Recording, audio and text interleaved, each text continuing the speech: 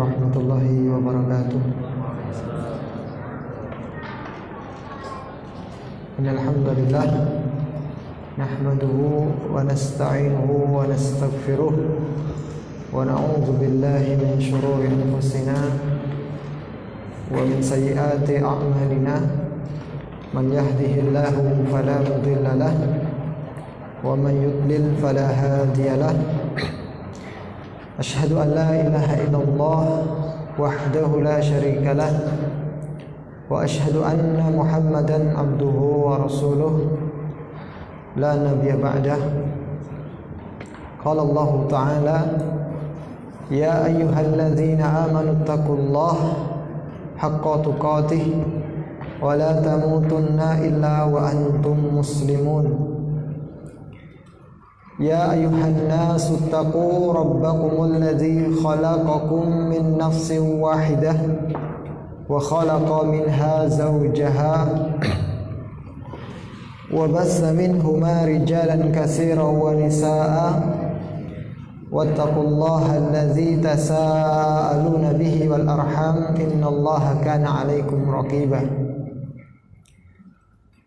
Ya ayyuhalladzina amanu taqullaha wa qulu qawlan sadida yuslih lakum a'malakum wa yaghfir lakum dhunubakum wa may yuti'illaha wa rasulahu faqad faza fawzan 'azima. Amma ba'du fa inna asdaqal hadits kitabullah wa khairal huda huda Muhammadin sallallahu alaihi wasallam wa syarrul umuri muhdatsatuha fa inna kulla muhdatsatin bid'ah wa kulla bid'atin dhalalah wa kulla dhalalatin finnar. Jamaah rahimani wa rahimakumullah, biiznillah ta'ala pada petang hari ini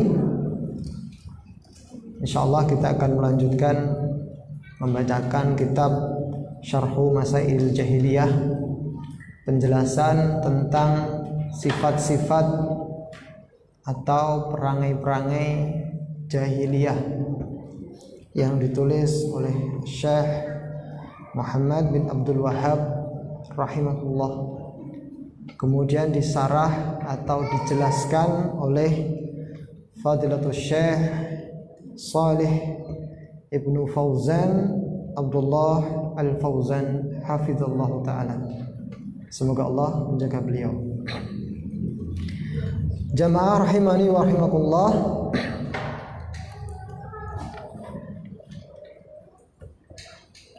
sebelum kita memulai membacakan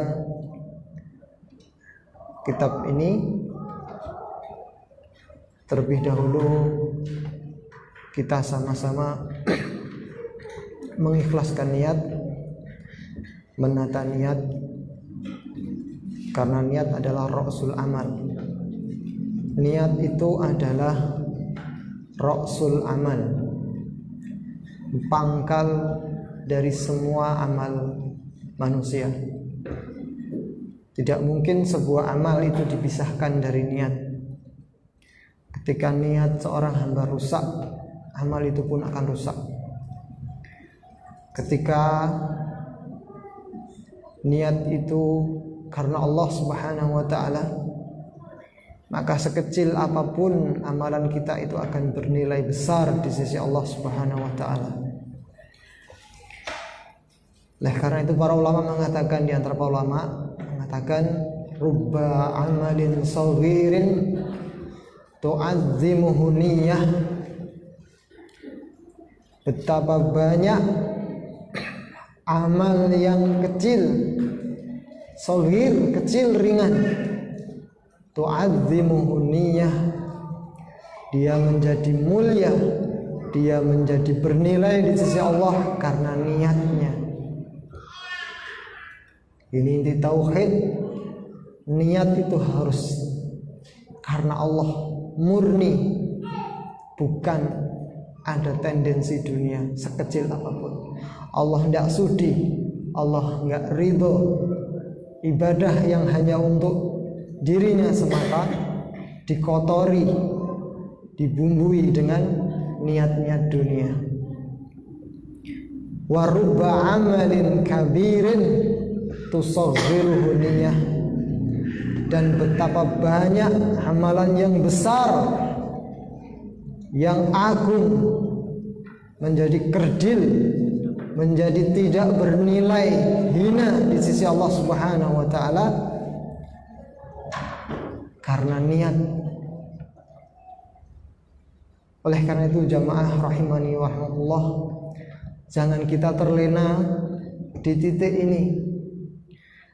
Walhamdulillah kita sudah mengaji mengenal Quran dan Sunnah, kita kenal tauhid, tapi ketahuilah puncak tauhid itu ikhlas.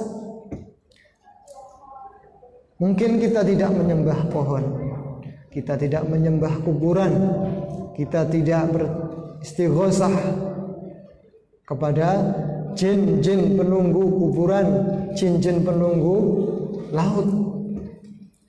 Insya Allah di kalangan salafin jauh baik dari perkara tersebut. Tapi permasalahan niat ini juga perlu untuk diamalkan, perlu untuk diperjuangkan. Berat sekali masalah niat ini. Dia adalah puncak tauhid. Ketika kita sudah mampu tidak menghadapkan sholat kita ke kuburan, kita sudah mampu untuk tidak datang ke dukun, tetapi di saat yang sama kita tidak mampu memerangi Tuhan-Tuhan yang ada di nafsu kita, maka saat itu kita masih punya Tuhan-Tuhan lain di sisi Allah Subhanahu wa taala. Ibadah kita harus bersih untuk Allah Subhanahu wa taala. Oleh karena itu, di setiap amalan kita hendaknya ada niat, ada tujuan akhirat yang kita selipkan. Untuk permasalahan apapun itu, bahkan yang tidak terikat dengan amaliyah ibadah secara langsung, maka hendaknya kita muliakan perbuatan tersebut, kita buat besar dengan niat. Sebagaimana perkataan ulama tadi, rubba amalin saghirin tu'azzimuhu niyah. Banyak amalan yang kecil menjadi besar karena niat. Sisihkan niat, selipkan niat untuk akhirat kita. Ketika kita sedang membeli baju, niatkan untuk menutup aurat. Kadang kita luput beli baju hanya karena senang, saya senang wajah, senang dengan warnanya, senang dengan modelnya. Hati-hati, ini perkara mubah tapi menjadi ibadah kalau kita sisipkan niat. Kita beli kendaraan, secara fungsi kendaraan itu untuk memudahkan kita beribadah kepada Allah akan bernilai di sisi Allah Subhanahu wa taala. Oleh karena itu, untuk amaliyah yang besar seperti taklim, sholat, ibadah-ibadah yang lain yang mungkin di situ akan banyak pasang mata yang melihat, itu juga semakin besar tantangannya, semakin besar ujiannya. Maka kita harus memohon kepada Allah Subhanahu wa taala untuk senantiasa bisa ikhlas. Sebagaimana khutbah tadi, doa yang sering dipanjatkan oleh Rasulullah di antaranya, Allahumma inni a'udzubika an usyrika bika wa ana a'lamu. Ya Allah, aku berlindung kepadamu, an usyrika bika, dari menyekutukanmu. Ya Allah, aku berlindung kepadamu dari menyekutukanmu. Sedangkan aku dalam keadaan tahu.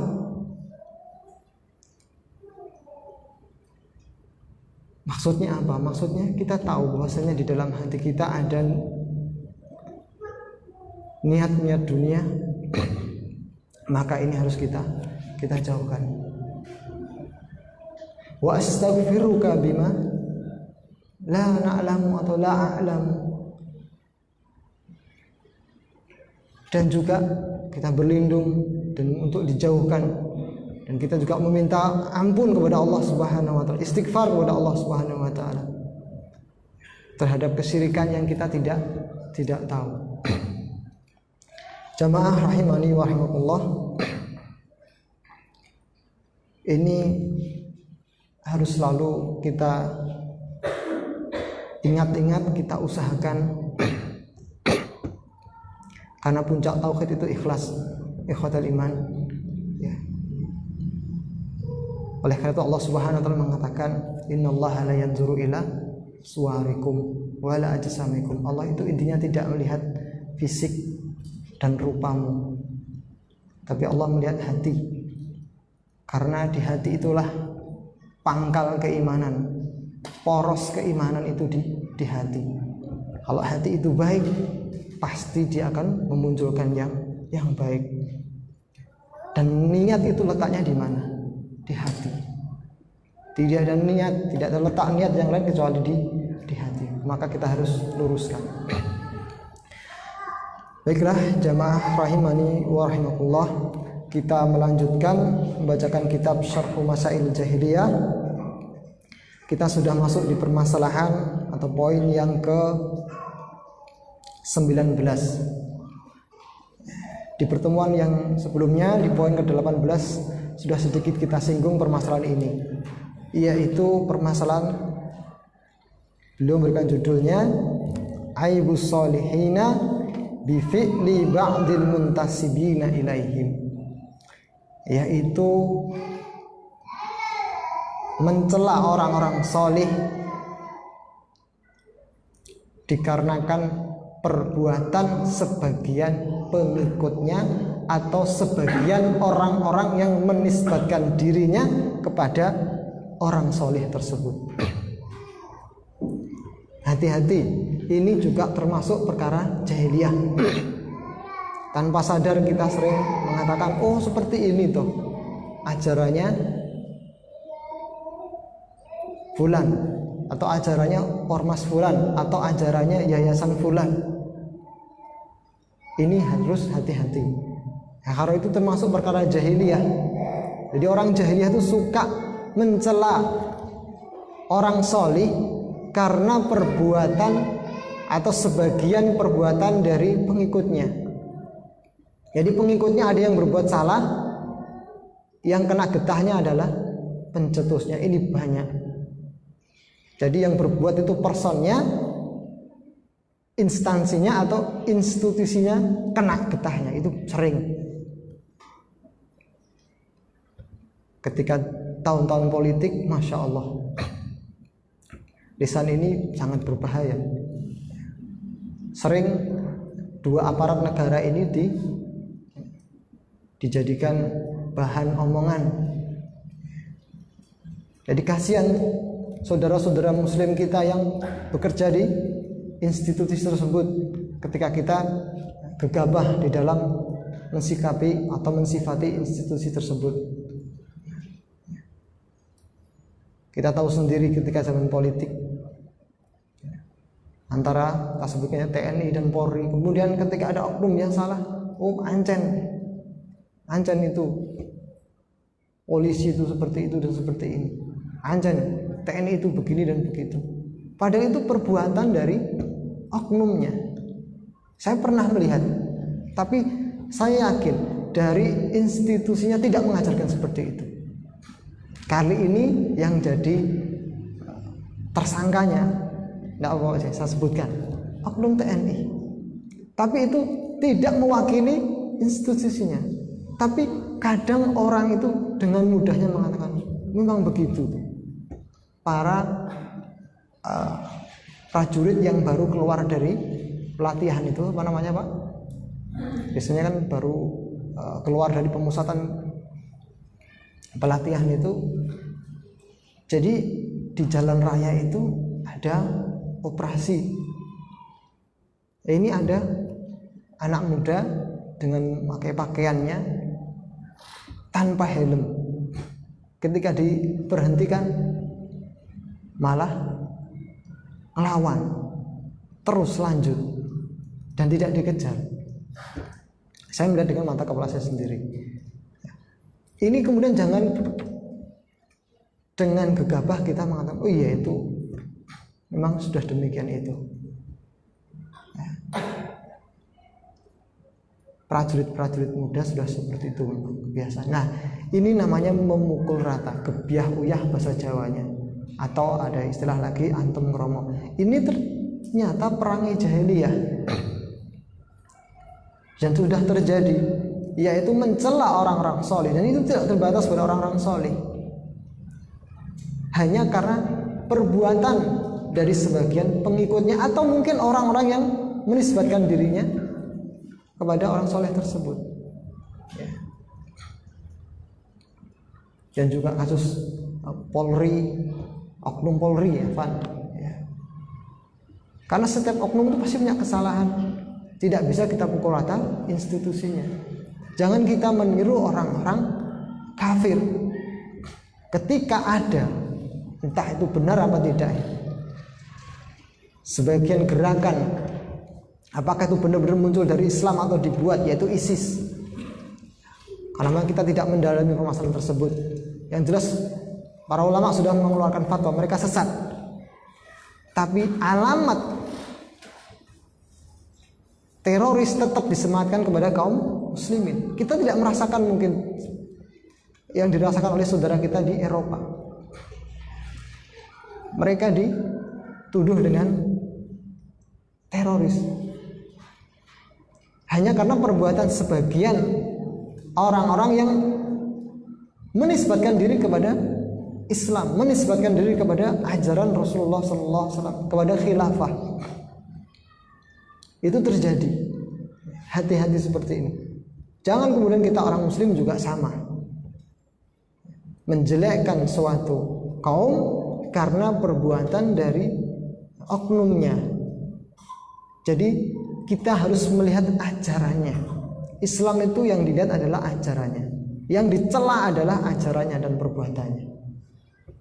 Kalau tidak diajarkan kemudian oknumnya ada yang mengerjakan, maka tidak bisa dipukul rata seperti itu. Nah, kemudian Syekh menjelaskan, ini masih redaksi asli dari Syekh Muhammad bin Abdul Wahab. Qadhuhum fi ba'di salihina bi fi'li ba'dil muntasibina ilaihim. Di antara perkara jahiliyah adalah mereka mencela sebagian orang-orang salih karena sebab perbuatan pengikutnya atau orang-orang yang menisbatkan dirinya kepada orang saleh tersebut. Kaqathil Yahudi fi Isa, sebagaimana perbuatan orang-orang Yahudi terhadap Isa bin Maryam. Jadi Isa itu dicela oleh orang Yahudi karena perbuatan pengikutnya. Wa qathil Yahudi wan Nasara fi Muhammadin sallallahu alaihi wasallam, dan juga celaan hinaan orang-orang Yahudi serta Nasrani kepada Muhammad sallallahu alaihi wasallam karena perilaku umatnya. Syariat poligami dihancurkan, ditindas, dicaci maki oleh mereka, orang-orang kufar, dengan mendatangkan apa? Kasus-kasus perceraian dari orang-orang yang berpoligami. Memang ini bukti ajaran Muhammad? Lah. Itu karena umatnya yang tidak becus di dalam menerapkan sunnah Rasulnya, tidak cakap di dalam menunaikan ajaran nabinya. Rasulullah SAW yang dicontohkan istrinya 9, tidak ada tuh cerai. Kalaupun ada kasus orang-orang menikah dan cerai, ya, maka itu bukan dalil untuk mengatakan bahwasanya syariat poligami itu salah atau batil. Terlebih lagi kemudian menjelek-jelekkan ajaran Nabi kita Muhammad SAW atau Islam itu sendiri. Jadi perbuatan sebagian dari pengikut orang-orang Islam itu tidak bisa mewakili ajaran Islam itu sendiri. Itu pun juga berlaku kepada ajaran yang lain. Jadi kita harus hati-hati. Dan terkadang juga terjadi dalam skala kecil. Sesama ini contohnya penyelenggara kajian, atau yayasan seperti ini dengan yayasan yang lainnya. Sebagian jamaah lebih kerasan di yayasan ini, yang satunya lagi lebih kerasan di yayasan ini. Kemudian satu sama lain saling mencari kesalahan. Atau ketika terjadi permasalahan kemudian mengatakan, ya memang sudah demikian itu. Orang-orang di Nidaul Fitrah itu sudah kayak gitu. Nah, ikhwan-ikhwannya, akhwat-akhwatnya cuek, dipukul rata. Padahal tidak semuanya. Ada yang supel, ya bahasa Jawanya grapyak, akrab, mudah tersenyum, diajak ngomong enak, malah kadang ngajak ngomong duluan.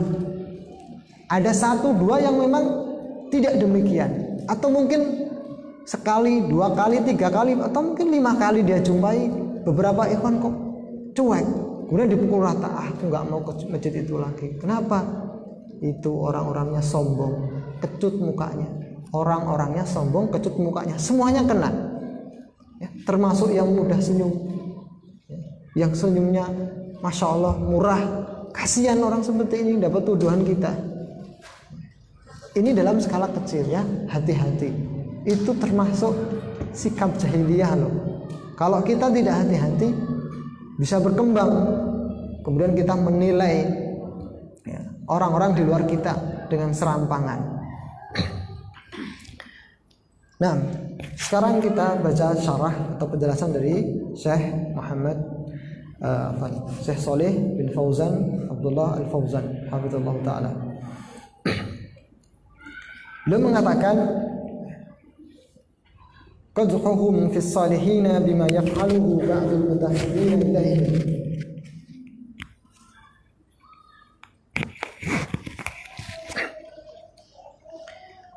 Minal af'ali sayyi'ah.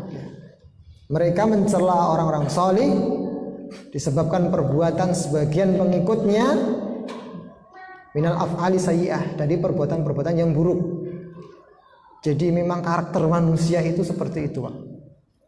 Ada istilah dalam bahasa kita, susu sebelanga ya rusak dengan nilai setitik. Kadang kita lebih mudah mensikapi sesuatu atau menggelari sesuatu karena keburukan yang tidak banyak, kemudian kita pukul rata ini jelek. Itu karakter manusia seperti itu, sehingga mudah mencela, mudah merendahkan karena sebagian kesalahannya. Fayansubuna af'alal atba'i ilal matbu'in. Perilaku orang jahiliyah ini adalah mereka menisbatkan apa? Menisbatkan itu bahasa kita apa? Ya nisbatnya.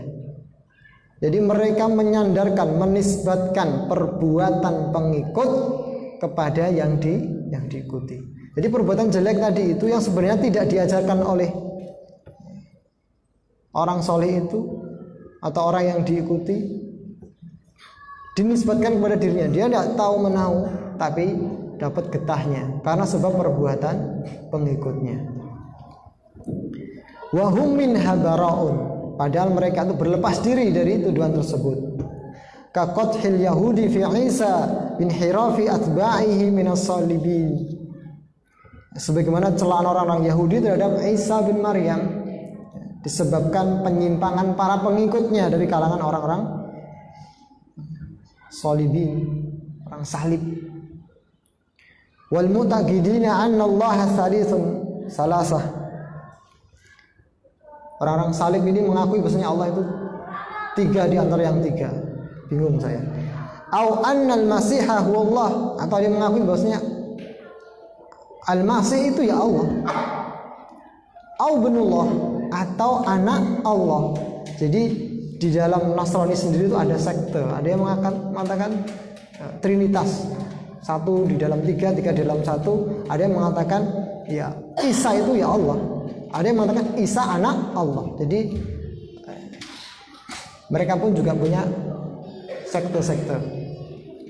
Nah, kemudian saya melanjutkan, Wa kadzalika man yaqdahu fi Muhammadin sallallahu alaihi wasallam bima yaf'aluhu ba'dul muntasibina ila dinihi minal kuburiyyin atau minal kuburiyah wa minal jahmiyah wal mu'tazilah wal khawarij. Ya, beliau memberikan contoh. Demikian pula termasuk kekeliruan atau keburukan, yaitu memberikan celaan kepada Nabi kita Muhammad SAW karena perbuatan orang-orang yang menyimpang seperti orang kuburiyah. Kenapa? Karena orang di luar agama kita ketika melihat perbuatan dari sebagian kaum muslimin dengan ritualnya yang seperti itu, karena mereka memang bukan orang Islam, mereka tidak belajar Islam. Ketika mereka melihat, oh seperti ini yang diajarkan Nabi Muhammad, larung, kemudian selamatan, itu kalau orang di luar agama kita melihatnya itu ajaran Nabi kita, padahal Nabi kita tidak mengajarkan. Sehingga mungkin bisa jadi orang itu tidak akan tertarik ke Islam, sama saja dengan agama saya, sehingga melahirkan celaan. Oh ternyata sama saja Islam itu mengajarkan klinik-klinik seperti ini. Ini orang kalau di luar Islam yang tidak mempelajari Islam murni, mereka hanya mengambil nilai-nilai Islam itu dari perbuatan masyarakatnya, sedangkan perbuatan masyarakat itu tidak bisa menjadi dalil terhadap ajaran suatu agama. Makanya menjadi rusak. Nabi kita pun mendapatkan imbasnya karena perbuatan orang-orang sesat ini, seperti kuburiyah, kemudian jahmiyah, serta mu'tazilah atau orang-orang Rafidhah Syiah. Kita lihat orang-orang Syiah itu ketika Yaumul Asyura melukai tubuhnya dilukai, dan itu diyakini ibadah. Bayangkan kalau itu ada orang non-muslim kemudian ingin mempelajari Islam, dan sedangkan yang ditonton seperti itu, mungkinkah malah tertarik masuk Islam? Ya Allah, ternyata ajaran Islam seperti ini, menyakiti tubuhnya sendiri sampai keluar darah, sampai mungkin ada korban jiwa, kemudian memakan kotoran imamnya. Boleh nikah mut'ah atau kawin kontrak, kapan dia mau lakukan. Allah sudah bosan, putus. Dan itu diamalkan di negara Iran dan sebagian negara Irak. Sekarang banyak Syiahnya. Di sana memang sekte Syiah itu berkembang. Kalau itu yang diperlihatkan, itu yang menjadi tontonan orang-orang Barat, maka penilaian orang Barat, ya dia hanya menilai dengan yang dia tonton itu, yang dia lihat. Kecuali bagi mereka yang memang mau mempelajari Islam dari sumbernya. Ya, orang seperti ini adalah orang-orang yang mendapatkan hidayah dari Allah Subhanahu wa taala, dan mereka mau masuk Islam. Tapi kalau yang dilihat seperti itu, mau mikir kita, masa seperti ini Islam mengajarkan umatnya dengan menyakiti dirinya. Nah, kita bacakan syarahnya aja ya. Kalau ada waktu sisa nanti kita sedikit jelaskan apa itu Jahmiyah, apa itu Mu'tazilah. Mungkin kita sering mendengar, tapi kita perlu memahami dengan utuh, setidaknya poros pemikiran daripada Mu'tazilah dan Jahmiyah ini apa gitu. Jadi kita supaya tidak terkecoh dengan baju, tapi yang kita pahami adalah isinya. Fanaqulu liman yaqdahu fi haula'il anbiya, maka kita katakan kepada mereka yang mencela para nabi ini, laisa hadza huwa din Musa alaihissalam wa laisa hadza dinu Isa alaihissalam. Itu bukan agama Musa alaihissalam, itu bukan agama Isa alaihissalam. Wa laisa hadza dinu Muhammadin sallallahu alaihi wasallam, dan itu semuanya bukan agama Muhammad sallallahu alaihi wasallam.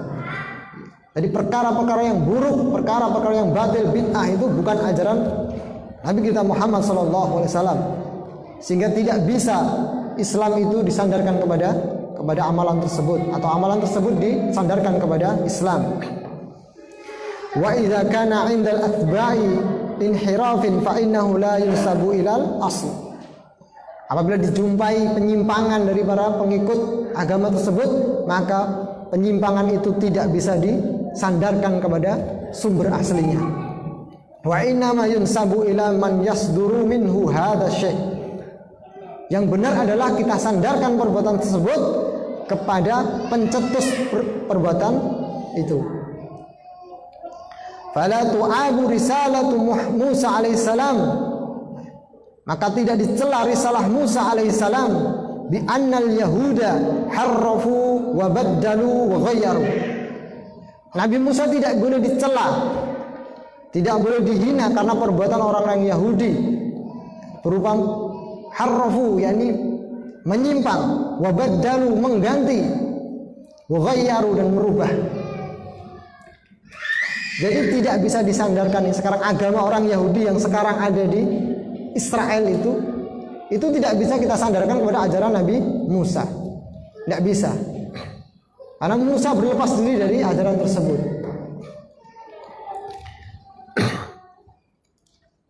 Kemudian wala yunsabu ma 'indan nasara minasyirki wasalibiyati wal kufril qabihi ila dini Isa alaihissalam. Maka tidak patut pula atau tidak benar pula disandarkan apa yang ada pada orang-orang Nasrani sekarang berupa kesyirikan, paham salibnya, kekufurannya yang buruk tersebut kepada agama Isa alaihissalam. Wala yunsabu illa Muhammadin sallallahu alaihi wasallam ma 'indal quburiyina alladzina yad'una al-islam. Juga tidak dibenarkan disandarkan ajaran kuburin itu, para penyembah kubur itu, kepada agama Islam, karena tidak ada sama sekali dalam hadis atau di dalam Al-Quran dan perbuatan para sahabat mereka ngalap berkah di kuburan. Tidak ada. Yang ada mereka ke kuburan itu untuk berdoa, mendoakan si mayit, tidak lebih, dan juga untuk melunakkan hatinya supaya ingat mati, supaya tidak besar ambisi. Orang itu kalau jarang mengingat kematian, ambisinya itu tinggi sekali.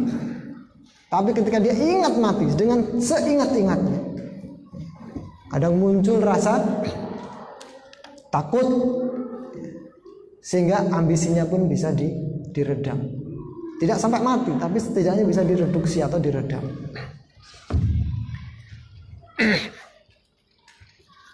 Ya, maka tidak boleh disandarkan kepada Nabi Muhammad SAW. Mungkin banyak kan contoh kita jumpai perbuatan orang-orang Muslim yang kemudian dengan perbuatan tersebut, oh ini tuh ajaran Islam. Ya, apa contohnya?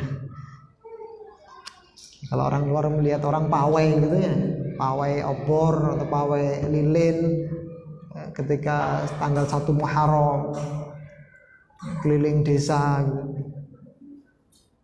Mereka berharap pahala dengan perbuatan mereka itu. Berharap pahala. Yang jadi pertanyaan adalah, diajarkan enggak itu oleh Rasulullah SAW? Kemudian macet atau membaca Al-Quran yang 1 hari harus selesai, kemudian dikeraskan. Ini banyak di kampung-kampung. Jadi tidak cukup dibacakan di rumah, tapi pakai speaker. Speakernya dikeluarkan, padahal di rumah itu, kiri kanannya rumah. Mungkin ada yang terganggu. Kemudian orang itu berpikir, kok gini sih orang Islam mengganggu orang lain. Jadi membaca Al-Quran dengan tata cara yang juga tidak dicontohkan, dikeraskan pula. Dengan perbuatan-perbuatan seperti ini, tidak sedikit kemudian orang yang, oh seperti ini Islam mengajarkan. Ya karena pelakunya orang Islam, jadi mereka berpikir itu ajaran Islam.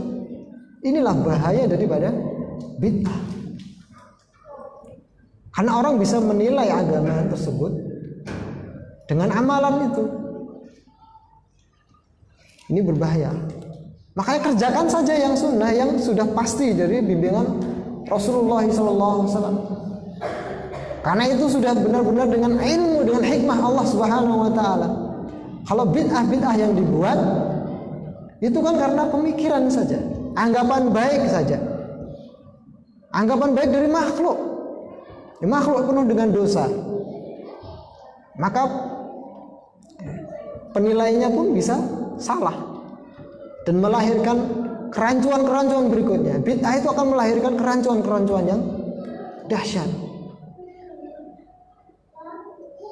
Lihat ketika perayaan kelahiran Rasulullah SAW,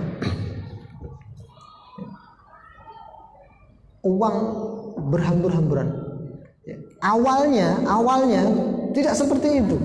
Mereka hanya merayakan dengan membaca manaqib atau sirah Rasulullah SAW. Itu yang kami pernah lakukan juga di kampung-kampung. Hanya seperti itu. Kemudian dikreasi lagi keliling, dikreasi lagi pakai mercon, terus bertambah.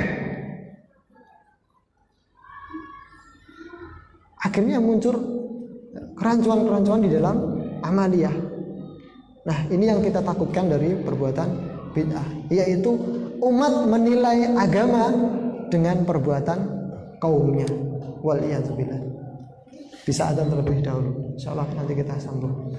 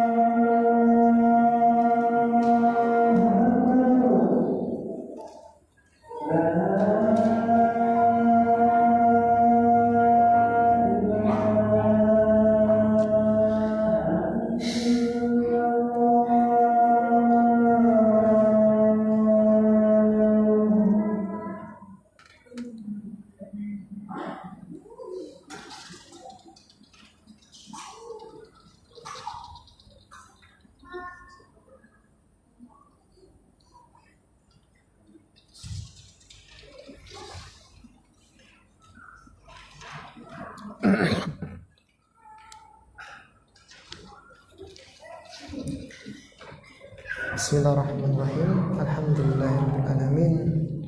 Wa bihi nasta'inu ala umuri dunya waddin. Wal 'aqibatu lil muttaqin wa la udwana illa 'alal zalimin. Kita lanjutkan sebentar. Saya melanjutkan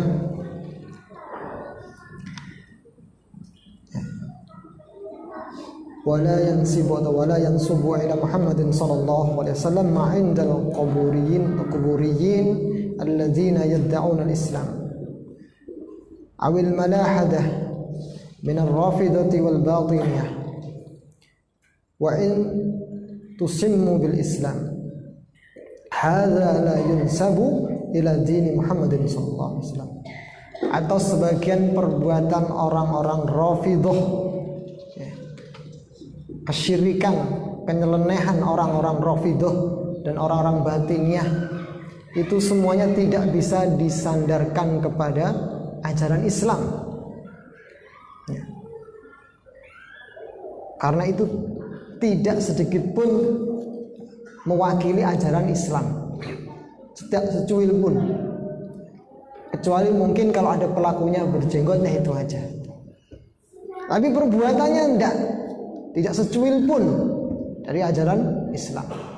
Sehingga jangan sekali-kali kita sandarkan keburukan, kesesatan, sekte-sekte itu kepada Islam. Islam harus kita bersihkan dari noda-noda kesyirikan, noda-noda bid'ah. Harus dibersihkan. Karena Islam ini milik Allah Subhanahu wa taala. Allah yang berhak untuk membuat syariat. Maka ketika ada syariat-syariat tandingan, ada aturan-aturan tandingan, maka tugas kita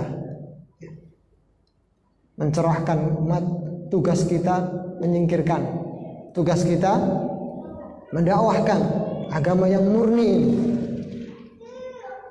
agar nampak kemilau Islam itu nampak, tidak dikotori dengan bid'ah-bid'ah itu.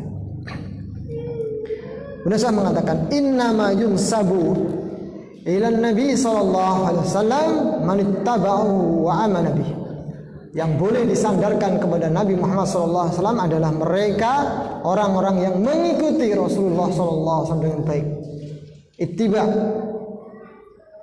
wa amana bih, dan orang-orang yang beriman terhadap beliau. Nah, kepada orang-orang seperti inilah boleh kita sandarkan ajaran Rasulullah sallallahu alaihi wasallam. Karena terbukti mereka adalah orang-orang yang ittiba', bukan ibtida'. Bukan orang-orang pembuat bid'ah, tapi orang-orang yang berbuat ittiba', mengikuti Nabi Muhammad sallallahu alaihi wasallam. Wa yunsabu ila salihina man iktada bihim wattaba'ahum.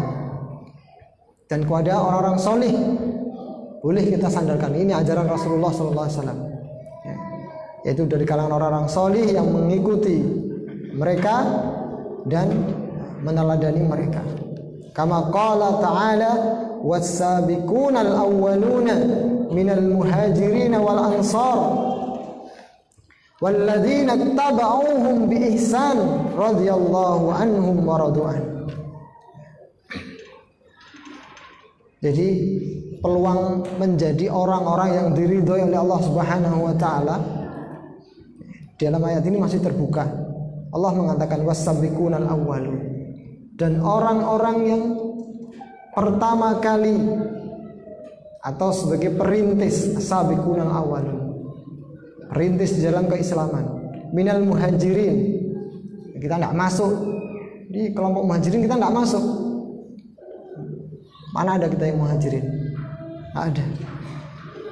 Wal ansor, ansor, nggak ada kita orang ansor. Dua golongan ini kita tidak masuk. Tapi Allah tuh maha adil. Coba kalau stop di sini, udah, antum udah ada peluang. Ternyata Allah hanya meridhai orang muhajirin dan ansor. Stop. Tapi Allah tuh maha adil. Allah mengatakan, melanjutkan walladzina tabauhum bi ihsan. Subhanallah. Dan mereka orang-orang yang mengikuti para muhajirin dan ansar dengan baik, radhiyallahu anhum wa radu'an. Yang seperti ini boleh kita sandarkan kepada Rasulullah SAW, kepada Islam. Allah ridho kepada mereka. Waradu anhu, dan mereka pun ridho kepada Allah Subhanahu wa taala. Dalam ayat ini juga ada sedikit faedah yang harus kita cermati. Allah dengan tegas menyebutkan Muhajirin dan Ansor. Sifatnya jelas. Muhajirin siapa, Ansor siapa. Muhajirin adalah orang-orang Mekah yang beriman kepada Allah, hijrah ke Madinah karena menyelamatkan agamanya. Orang-orangnya jelas. Ini sudah dicap stempel surga. Allah ridho, sudah ridho, mau diapain? Antum tidak ridho, nggak peduli. Seluruh dunia nggak ridho dengan mereka, Allah ridho. Mau apa? Kemudian wal ansor. Siapa ansor itu? Orang yang sudah beriman dan siap menyambut serta menolong orang-orang Muhajirin dan Rasulullah SAW. Orang Madinah. Dua orang ini Allah ridho. Sifatnya jelas. Kemudian yang ketiga, walladzina taba'um. Urutannya Muhajirin, Ansor. Kemudian yang berikutnya adalah walladzina taba'uhum bi ihsan. Kita bisa masuk dari pintu ini saja. Muhajirin dan Ansor sudah tutup. Tinggal yang terakhir. Walladzina taba'uhum bi ihsan. Dan orang-orang beriman yang mengikuti Muhajirin dan Ansor bi-ihsan, dengan baik. Ini baru. Nah, kita harus berlomba di poin yang ketiga. Ini kan tinggal satu pintu ini saja. Kalau kita tidak jadi pengikut sahabat, mau ngikuti siapa? Ini dalil tegas manhaj salaf, yaitu mengembalikan Quran wa sunnah ala fahmi salaful ummah. Dan salaful ummah, pendahulu yang baik, yang salih, itu kalau disebutkan mutlak kembali kepada para sahabat. Saking mulianya, saking takzimnya umat-umat setelah mereka atau generasi setelah para sahabat. Ketika pembahasan masalah hadis, jar wa ta'dil, ya, dalam disiplin ilmu hadis itu ada koreksi terhadap perawi. Tapi kalau sudah sahabat nggak ada sahabat itu kemudian sahabat ini lemah, sayyi'ul hifzi, hafalannya lemah, nggak berani ahli hadis itu mengkoreksi para sahabat. Kenapa? Karena Allah sendiri sudah mengatakan ridho. Nah, kok kita ngatakan ini hafalannya lemah, ini mungkarul hadis? Nggak ada. Celaan itu hanya ditujukan kepada generasi setelahnya. Baru diteliti itu. Tabi'in, atba'u tabi'in itu ada kritikannya. Tapi kalau untuk para sahabat, kulluhum udul, semuanya adil, diterima riwayatnya, meskipun sendirian. Iya. Contohnya hadis Umar bin Khattab itu, innamal a'malu binniyat, itu diriwayatkan oleh Umar sendiri tanpa sahabat yang lain. Kemudian muridnya Umar ya cuma satu. Kemudian muridnya Umar yang satu itu meriwayatkan juga cuma satu. Jadi 3 tahapan itu cuma satu.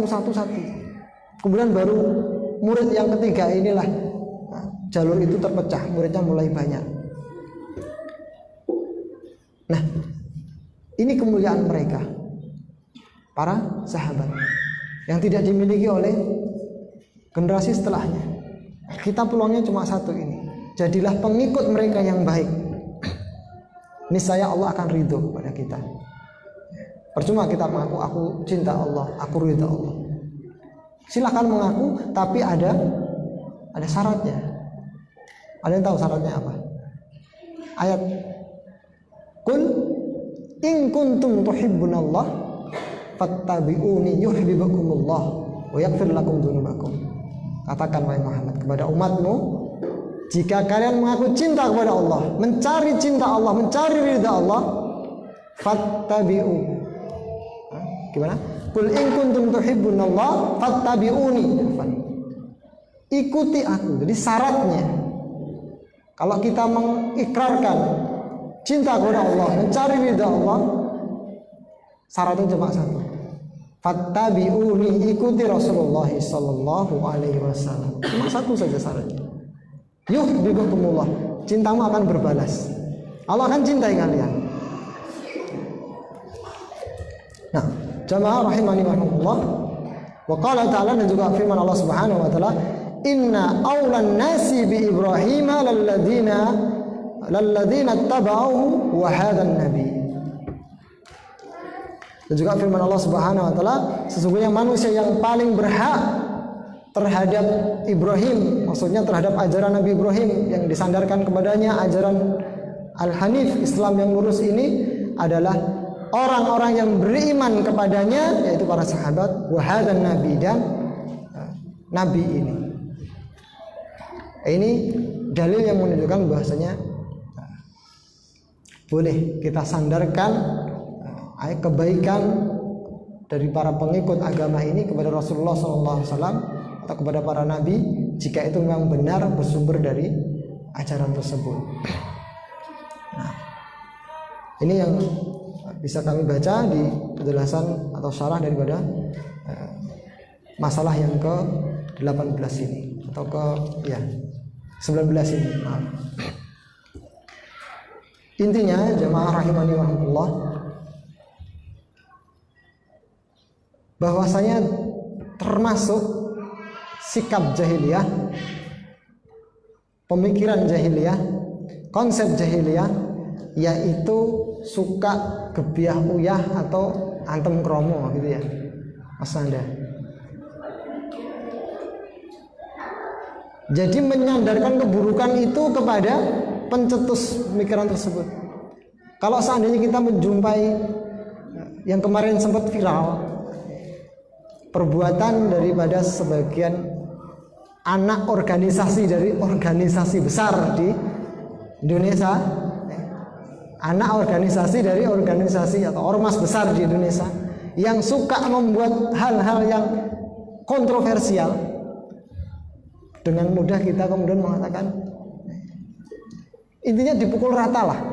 Padahal sebagian tempat mereka berlepas diri, ya, di daerah Jawa Barat dan di mana mereka, saya nggak suka dengan perbuatan sebagian saudara kita yang sama, namanya sama, tapi mereka tidak melakukan perbuatan tersebut. Mereka juga gerah melihat pola mereka yang berupa membakar bendera tauhid, kemudian membuyarkan kajian, justru malah menjaga konser. Sebagian mereka itu malu dengan perbuatan teman-temannya, tapi untuk melihat komentar dari teman-teman di Facebook atau di sosmed, kebanyakan komennya itu memukul rata ormas tersebut. Memang ya, kalimatnya seperti yang sering ancen, ya itulah serp, ancen gitu. Pokoknya ya Allah, ini termasuk sikap jahiliyah atau sedikit di antara perangai jahiliyah. Jadi hati-hati ya, karena belum tentu mereka mengajarkan seperti itu. Ya, buktinya masih ada yang tidak setuju dengan perbuatan mereka. Nah, makanya harus hati-hati karena ini termasuk perangai jahiliyah. Jadi kita belajar seperti ini, salah satunya adalah supaya kita tidak jatuh. Karena Rasulullah itu diutus ya, salah satunya untuk membuang sikap-sikap jahiliyah ini dari umatnya. Tapi yang namanya sikap, perilaku itu tetap ada yang mewarisi. Pada diri kita pun ada 1, 2 perangai-perangai jahiliyah itu tetap ada. Tapi memang Rasul atau pangkal sikap jahiliyah itu adalah kesyirikan. Makanya ditaruh di nomor 1. Kalau yang poin-poin setelahnya itu ya serpihan-serpihannya, tapi juga itu kotor gitu, itu jelek. Tapi pokok atau inti dari pemikiran jahiliyah yang diperangi adalah kesyirikan. Itu perkara jahiliyah yang paling utama. Jadi meskipun dia bergelar doktor, profesor atau apapun, tapi kalau masih berbuat syirik itu jahilnya luar biasa di sisi Allah Subhanahu wa taala. Jadi supaya kita mendapatkan pemahaman, jadi dulu tuh kan kita suka mengatakan jahiliyah itu waktu di SD, pemikiran kita tuh orang jahiliyah tuh orang puritan, orang pedalaman, nggak bisa baca tulis, bodoh dan sebagainya. Pokoknya orang kuno lah gitu, nggak tahu strategi, nggak tahu politik dan sebagainya. Salah kaprah. Kalau kita membaca sirah bangsa Arab, mereka bangsa yang punya peradaban. Nggak bodoh gitu, bukan. Mereka disebut jahiliyah karena tadi itu. Gobloknya itu karena tidak mau mengisahkan Allah Subhanahu wa taala. Satu-satunya pencipta dia duakan. Jadi mereka disebut oleh Allah jahiliyah. Ya kalau mau diterjemahkan dengan bahasa kasar, goblok gitu. Jadi mereka goblok-goblokan oleh Allah, dibodoh-bodohkan oleh Allah, bukan karena tidak bisa berhitung, bukan karena tidak punya strategi, bukan karena tidak bisa baca tulis, tapi karena apa? Syirik kepada Allah. Jadi kalau kita syirik kepada Allah, itu hakikatnya kita masih jahiliyah. Dan ingat, syirik yang harus kita buang supaya sempurna iman kita, sempurna keikhlasan kita adalah syirkun niyah. Insya Allah kita tidak akan, tadi ya sebutkan, tidak akan lagi ke dukun, tidak akan lagi mempercayai bintang dan insya Allah, naudzubillah, enggak insya Allah. Tapi yang namanya niat, nah ini yang menjadi pokok pembahasan. Masih mudah sekali niat ini bergeser. Wallahu a'lam bishawab. Ya, karena sudah jam 7, untuk pembahasan Jahmiyah dan Mu'tazilah kita tunda. Insyaallah pada kesempatan yang akan datang, bila ingat nanti kita singgung tentang permasalahan kesesatan Mu'tazilah dan Jahmiyah. Intinya apa sih Jahmiyah itu dan Mu'tazilah itu apa? Wallahu a'lam bishawab. Kita tutup dengan doa kafaratul majelis. Subhanakallahumma wa bihamdika asyhadu an la ilaha illa anta astaghfiruka wa atubu ilaik. Assalamualaikum warahmatullahi wabarakatuh.